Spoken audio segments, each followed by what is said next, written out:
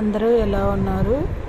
Padma foods and blogs అందరూ subscribe చేయండి, like చేయండి. ఈరోజు నాటుకోడి కూర పక్కా రాయలసీమ స్టైల్లో ప్రిపేర్ చేస్తున్నాము. సింపుల్గా, ఎక్కువ మసాలాలు లేకుండా వంట రాని వాళ్ళు కూడా చేసుకోవచ్చు. ముందుగా ఆయిల్ పెట్టుకొని ఇందులోకి ఒక మీడియం సైజు ఉల్లిపాయ, ఈరోజు కేజీ నాటుకోడి కూర చేస్తున్నాను. ముందుగా చికెన్ని ఉప్పు, పసుపు, ఒక ఉల్లిపాయ, 4 పచ్చిమిరపకాయలు వేసి ఇలా నీరంతా పోయేంత వరకు ఉడికించుకోవాలి. అంటే నీరు వేయకూడదు, దాంట్లో ఉన్న నీరంతా ఎగిరిపోయేంత వరకు నాటుకోడిని పక్కన ఉడకపెట్టి పక్కన పెట్టుకోవాలన్నమాట. ఆ నీరంతా ఇరిగిపోయిన తర్వాత ఇలా ఉంటుంది. ఇలా పసుపు, ఉల్లిపాయలు, పచ్చిమిరపకాయలు వేసి ఉడికించడం వల్ల ముక్క టేస్ట్గా ఉంటుంది, మనకి తొందరగా ఉడుకుతుంది. పిల్లలు కానీ ఇష్టంగా తింటారు, ఎందుకంటే వాళ్ళకు ఇప్పుడు బాయిలర్ కోడే ఇష్టపడుతున్నారు కాబట్టి ఇలా నాటుకోడిని ఇలా ప్రిపేర్ చేయండి, చాలా బాగుంటుంది. ఇలా ఉడికించుకొని మనం దీన్ని ఫ్రైగా అయినా చేసుకోవచ్చు, కూరగా చేసుకోవచ్చు, ఏ విధానంగా అయినా బిర్యానీ కానీ, నాటుకోడి దమ్ బిర్యానీ కానీ ఇలాగే చేసుకోవచ్చు అనమాట. ఇలా ఉడకపెట్టి పక్కన పెట్టుకున్న దాన్ని ఎన్ని విధాలుగా అయినా చేసుకోవచ్చు. తర్వాత ఉల్లిపాయ వేసి కొంచెము వేగిన తర్వాత ఒకటే టమాటా వేయాలి. టమాటాలు ఎక్కువ వేసుకోకూడదు, టమాటా ఎక్కువ వేయడం వల్ల కూర ఫ్లేవరు పోతుందన్నమాట, మరి పులుపు వస్తుంది. ఒక టమాటా, ఒక్క ఉల్లిపాయ, అంటే ఇందులో ఒక ఉల్లిపాయ, ఉడికేటప్పుడు ఒక ఉల్లిపాయ. ఇంతకంటే ఎక్కువ ఉల్లిపాయలు, ఎక్కువ మసాలాలు వేస్తే ఇది టేస్ట్ బాగుండదు అనమాట.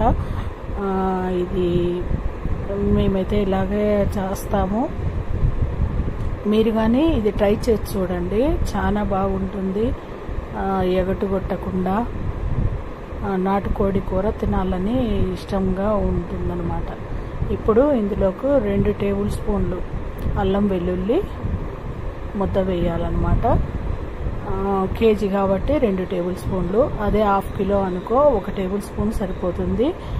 అప్పుడు కానీ మనకు 2 భాగాలు చిన్నుల్లిపాయలు అయితే 1 భాగము అల్లం వేయండి. 2 సమంగా వేస్తే ఫ్లేవరు బాగుండదు. చిన్నుల్లిపాయ ఎక్కువ వేయడం వల్ల ఇలా నాన్ వెజ్ ఐటెంలో చాలా బాగుంటుందన్నమాట.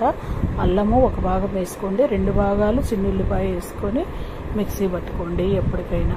తర్వాత ఇందులోకే ఇది ధనియాల పొడి అనమాట. ఇందులోకి ఏమీ లేదు, ఇందులో ఎక్కువ మసాలాలు కానీ వేయాల్సిన పని లేదు. అంటే ధనియాల పొడి వేసాం కదా, అందులోకి ఒక 2 ఇంచుల చెక్క, ఒక 4 లవంగాలు, 1 ఇలాచి, కొంచెము ధనియాలు కానీ ఒక 3 టేబుల్ స్పూన్లు ఉంటాయి అంతే. ఈ 3 కలిపేసి మిక్సీ పట్టేసుకొని ఇట్లా ఆయిల్లో వేసుకుంటే వేగిపోతుంది అనమాట. లేదు మనకు మెదగవు అనుకుంటే ముందుగానే లైట్గా వేపాలి. ధనియాలు ఎక్కువగా వేపితే కూర టేస్ట్ బాగుండదు. లైట్గా పెన్నం మీద వేపుకొని మిక్సీ పట్టి పెట్టుకుంటే ఇలా నాన్ వెజ్ ఐటెంలోకి చాలా బాగుంటుంది. ఎక్కువ గరం మసాలాలు ఇవంతా లేకుండా అనమాట.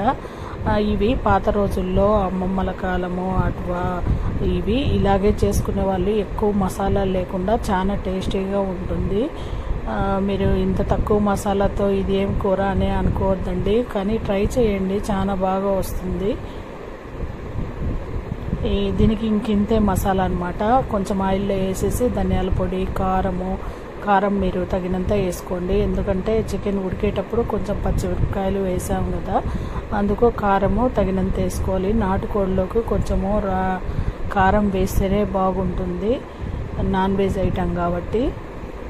ఇది కాసేపు సిమ్లోనే పెట్టేసి వేపుకోవాలి. తర్వాత ఇప్పుడు మనం ఉడికించిన చికెన్ ఉంది కదా, మొత్తము వేసేయాలి. వేసేసి కాసేపు తిప్పుకోవాలి.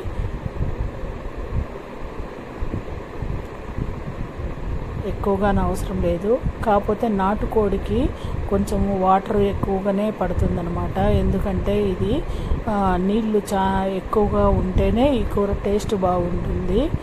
అందుకనేసి మనకు దీన్ని ఒక 5 నిమిషాలు ఇలా తిప్పేసుకొని ఒకసారి మూత పెట్టేసి తర్వాత వాటర్ వేసుకోవాలి.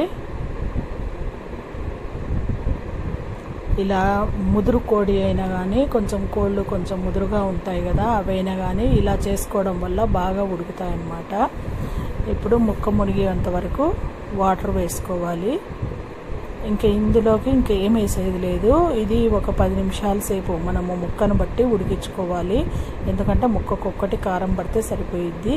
ఇంకా తర్వాత కొంచెం లైట్గా కొత్తిమీర వేసుకొని దించేసుకోవడమే. ఇది ప్రాసెస్ చాలా సింపుల్. వంట రాని వాళ్ళు కానీ చేసుకోవచ్చు. అలాగే టేస్ట్ కానీ చాలా బాగుంటుంది. దీని కాంబినేషను రాగి సంగటి చాలా బాగుంటుంది. ఇందులోకి జొన్న రొట్టెలు, సజ్జ రొట్టెలు, అలాగే పలావ్ అని మాకు ఎక్కువ శాతము చేస్తారు. అందులో కానీ ఏమి వేయరు. కొంచెం నెయ్యి వేసేసి ధనియాల పొడి, చిన్నుల్లిపాయ పేస్ట్ వేస్తారు, పసుపు వేసేసి బిర్యానీ చేస్తారు. ఈ కూరలోకి ఆ అన్నము చాలా బాగుంటుంది. నెక్స్ట్ వీడియోలో మీకు ఆ రైస్ చేసి చూపిస్తాను. మేము ప్రతిసారి ఇలా నాటుకోడి చేసుకున్నప్పుడు ఆ రైస్ చేసుకుంటాము. చాలా బాగుంటుంది. సింపుల్గా అనమాట. రైస్ కానీ అంతే చేస్తారు.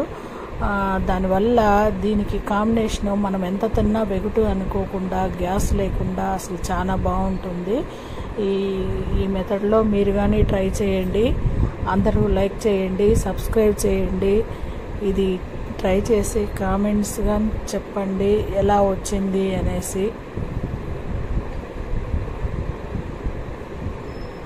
ఇప్పుడు సాల్ట్ చెక్ చేసుకోండి. సాల్ట్ ఏమన్నా ఎక్కువ తక్కువ ఉంటే, ఎందుకంటే మళ్ళీ మనం కూరంతా అయిపోయిన తర్వాత బాగుండదు అనమాట. ఇప్పుడు వాటర్ వేసుకున్నప్పుడే మీరు చెక్ చేసుకొని వేసుకోండి ఉప్పు. ఎందుకంటే మనం ముక్కల్లో ఉప్పు వేసాము, అప్పుడు లైట్గా వేసుకుంటే ఇప్పుడు గ్రేవీలో కొంచెం వేసుకోండి. ఎందుకంటే బ్యాలెన్స్ అవుతుంది. అది ఒకేసారి ముక్కకు కానీ ఎక్కువ వేసుకున్నారనుక అప్పుడు ముక్క ఉప్పగా అయిపోతుంది, వాటరు అంతా సప్పగా అయిపోతుంది. అందుకు ఇప్పుడు దీంట్లోకి 1 స్పూన్ అందులోకి వేసినా 1 స్పూన్ ఇక్కడ వేసుకుంటే అప్పుడు కరెక్ట్గా అయిపోతుంది అనమాట. మీడియం ఫ్లేమ్ పెట్టేసి ఉడికించుకోవాలి. ఇప్పుడు నూనెంతా పైకి వస్తుంది, రెడీ అయిపోయింది. లైట్గా కొత్తిమీర చల్లేసి దించేసుకోవడమే. ఇందులోకి ఎటువంటి కొబ్బరి కానీ, మనకు జీడిపప్పు అని కానీ, ఇవన్నీ ఏ మసాలాలు ఎటువంటివి లేకుండా లైట్ మసాలాలతో చేసాము. ఇది అందరూ ఇష్టపడతారు. ట్రై చేసి చూడండి. ఇదే విధానంగా మనం బాయిలర్ కోడి కానీ ట్రై చేయొచ్చు, అది కానీ బాగానే ఉంటుంది. నాటుకోడి మాత్రం ఎక్కువ మసాలాలు లేకుండా ఇలాగే చేసుకోవాలి. అప్పుడే నాటుకోడి ఫ్లేవర్ అనేది మనకు పూర్తిగా తెలుస్తుందన్నమాట.